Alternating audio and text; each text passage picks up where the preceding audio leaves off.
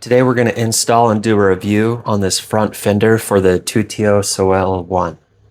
The front fender that comes on the Tuttio this is the back one, but the front one is a lot like this.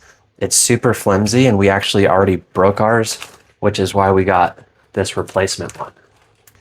The replacement fender comes with all the hardware and tools you'll need.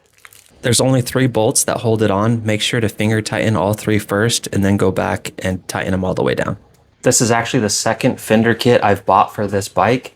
The first one didn't come with screws, and you can't use the original screws on this fender because they're longer and they'll bottom out, and this will be really flimsy flopping around. So it's important that you get the kit that has the shorter screws, which is this kit. And just like that, this thing looks so much better than it did with the flimsy original front fender. And I think it looks great. If you want to grab yourself one, I'll drop the Amazon link below.